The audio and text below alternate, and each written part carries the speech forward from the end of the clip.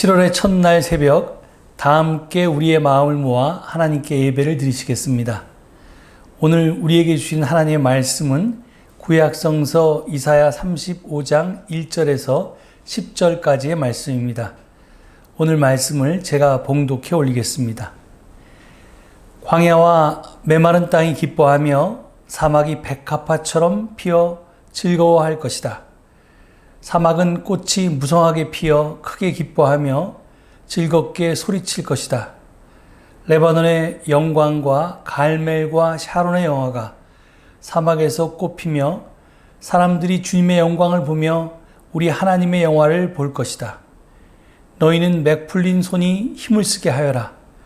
떨리는 무릎을 굳세게 하여라. 두려워하는 사람을 격려하여라. 굳세어라. 두려워하지 말아라. 너희의 하나님께서 복수하러 오신다. 하나님께서 보복하러 오신다. 너희를 구원하여 주신다 하고 말하여라. 그때 눈먼 사람의 눈이 맑아지고 귀먹은 사람의 귀가 열릴 것이다. 그때 다리를 절던 사람이 사슴처럼 뛰고 말을 못하던 혀가 노래를 부를 것이다. 광야에서 물이 솟겠고 사막에 시냇물이 흐를 것이다. 뜨겁게 타오르던 땅은 연못이 되고 메마른 땅은 물이 쏟아져 나오는 샘이 될 것이다. 승냥이 떼가 뒹굴며 살던 곳에는 풀 대신에 갈대와 왕골이 날 것이다. 거기에는 큰 길이 생길 것이니 그것을 거룩한 길이라고 부를 것이다. 깨끗하지 못한 자는 그리로 다닐 수 없고 그 길은 오직 그리로 다닐 수 있는 사람들의 것이다. 악한 사람은 그 길로 다닐 수 없고 어리석은 사람은 그 길에서 서성거리지도 못할 것이다. 거기에는 사자가 없고 사나운 짐승도 그리로 지나다니지 않을 것이다. 그 길에는 다른 짐승들은 없을 것이다. 오직 구원받은 사람만이 그 길을 따라 고향으로 갈 것이다. 주님께 속량받은 사람들이 예루살렘으로 돌아올 것이다. 저들이 기뻐 노래하며 시온에 이를 것이다. 기쁨이 그들에게 영원히 머물고 즐거움과 기쁨이 넘칠 것이니 슬픔과 탄식이 사라질 것이다. 아멘. 저는 지난 6월 20일에서 24일까지 몽골 은총의 숲으로 생태 기행을 다녀왔습니다. 잘 아시듯이 몽골은 유목민의 나라입니다.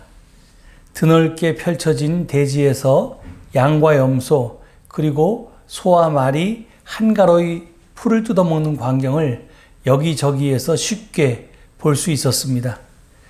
그런데 그 대지는 푸른 초원이 아니었습니다. 풀이 드문드문 나 있는 광야에 가까웠습니다. 그래서 그런지 풀을 뜯고 있는 가축들은 통통하게 살이 찌지 않았고 삐쩍 말라 보였습니다.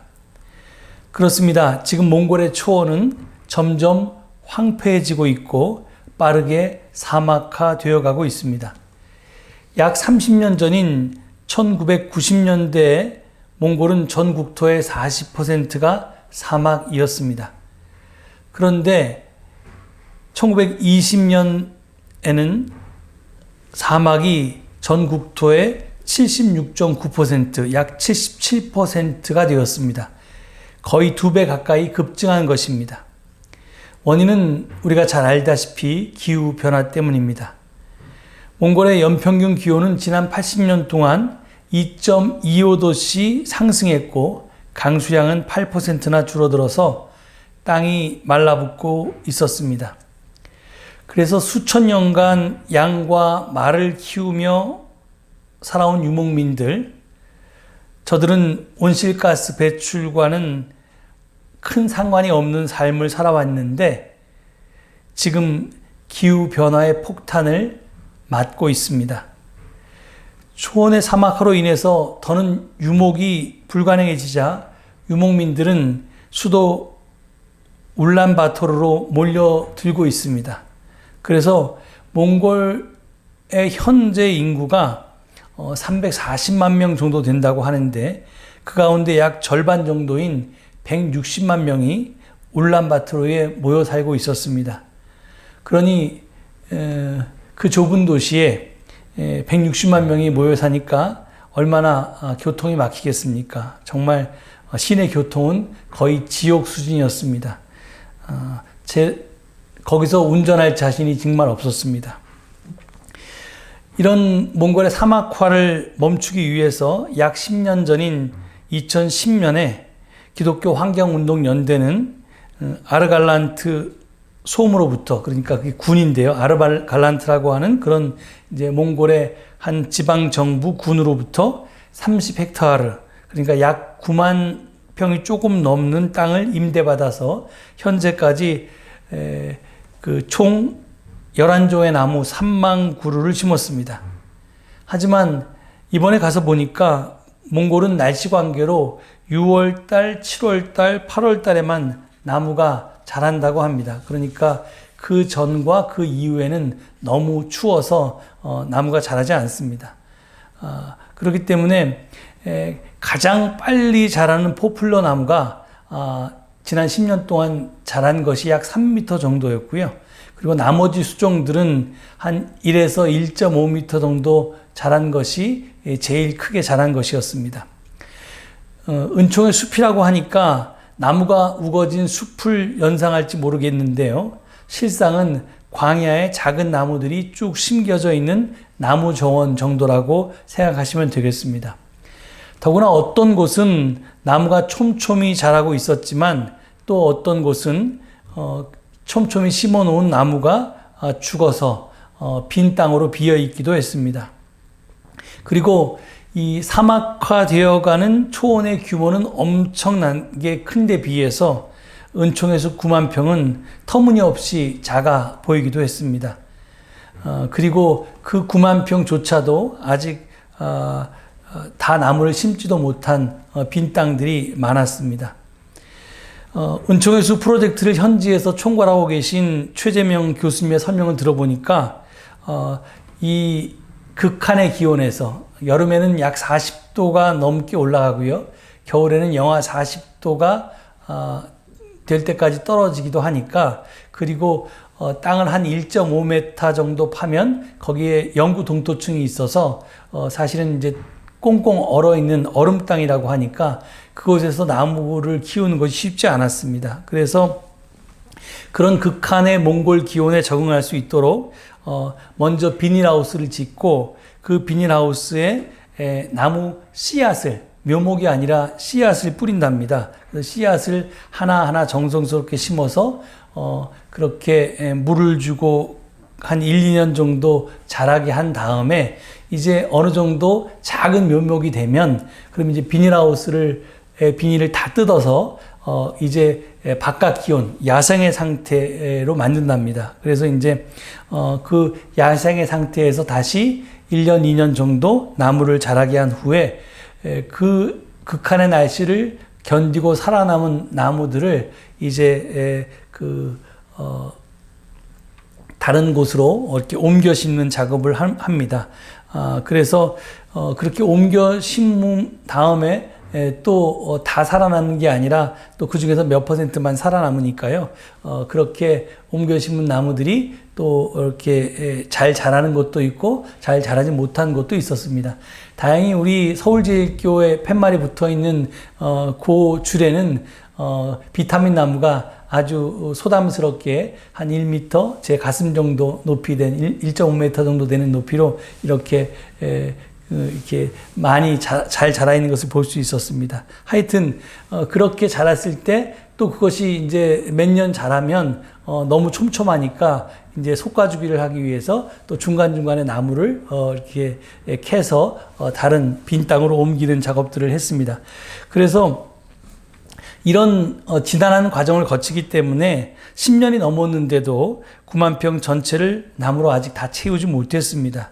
그리고 10년이 넘게 나무를 심어 복원한 숲의 규모를 보면 이 초원이 사막화되어가는 속도를 도저히 따라잡을 수 없을 것으로 그렇게 보였습니다. 그래서 한숨도 나오고 또 이거 언제 하나, 그런 정말 이게 가능한 일인가 하는 절망이 밀려오기도 했습니다. 하지만 제 눈에는 매우 초라해 보이는 그 숲에도 여러 생명이 깃들어 함께 살아가고 있었습니다. 10년이 지났는데도 사람 허리 정도 또는 가슴 정도밖에 자라지 않은 나무들이 태반이었지만 그 숲은 은총의 통로가 되었고 구원의 소식이 되었습니다. 나무 곁으로 이름 모를 야생화들이 피어났습니다. 새들이 와서 지저귀고 벌레들이 찾아오기 시작했습니다. 특별히 그 다른 곳에서는 들을 수 없었던 새소리들이 그 작은 숲에 갔더니 정말 그렇게 크게 들렸습니다. 그리고 나무 밑둥에 이렇게 새가 둥지를 치고 있는 모습도 흔하게 발견되었습니다. 그리고 가끔은 노루나 또는 토끼 같은 동물들이 찾아오기도 했습니다. 그리고 나무들은 저마다 소담스러운 열매를 맺기 시작했습니다.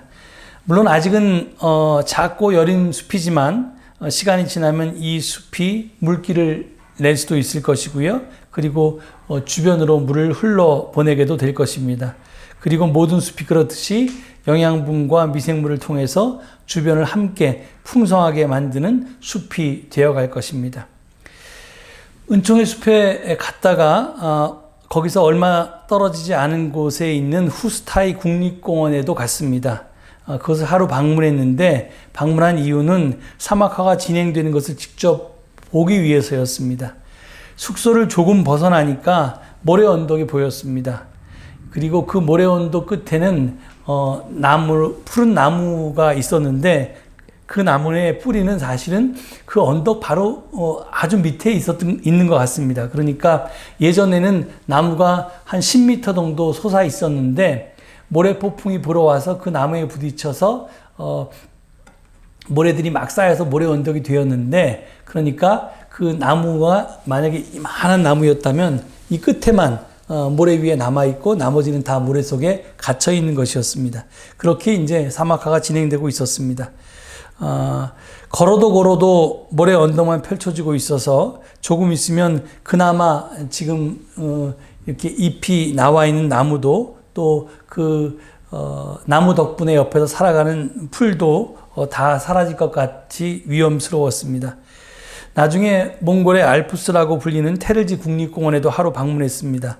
거기 가보니까 넓고 푸른 초원과 그리고 기암괴석, 강과 숲을 볼 수 있었습니다. 아름다웠습니다. 그런데 아마 몽골의 원래 모습은 그 테르지 국립공원 같았을 것입니다. 전체 국토가. 왜냐하면 그 몽골의 거기가 사막지대이기 때문에 사실은 그 공룡 화석들 같은 것이 많이 발견돼서 이 자연사 박물관에 가보니까 그 뼈가 온전히 다 보존된 그런 공룡들을 전시한 걸 볼 수 있었는데요. 그런 공룡의 뼈가 수도 없이 많이 발견되는 거 봐서는 과거에는 거기가 아주 울창한 밀림이나 또는 이제 숲이었다는 걸 알 수 있습니다. 그런데 이제 그게 점점 기후 변화로 인해서 변화되어 왔다는 거죠. 그래서 원래는 그렇게 테를지와 같은 아름다운 초원과 산과 강이 있었을 땅이 이제 점점 기후 변화로 인해서 초원이 줄어들고 이제 초원이 사막이 되고 뭐 이렇게 되어갔던 것입니다. 이번 생태계 여행을 통해서 아름다운 자연과 기후 변화로 인해서 망가진 자연, 그리고 사막화된 자연, 그리고 조상 대대로 살아온 삶의 터전에서 뿌리 뽑혀서 도시 빈민으로 전락한 사람들을 목격했습니다. 그리고 그 둘 사이에서 사막화를 막아내기 위해서 애쓰는 사람들을 보았습니다. 지구 평균 기온이 산업화 이전보다 1.1도 정도 올랐고 이제 1.5도까지 오르면 통제가 불가능할 것이라고 학자들은 얘기합니다. 그런데 몽골은 지난 80년간 평균 기온이 2.25도씨나 상승했다고 합니다. 그러니까 그 몽골의 현재 모습은 한 20년, 30년 뒤에 우리 한국의 모습이나 지구 전체의 모습이 될 수도 있습니다. 바로 그렇기 때문에 몽골의 은총의 숲은 소중했습니다. 무모한 도전이라는 생각이 들지만 우리는 그 도전을 멈출 수가 없습니다.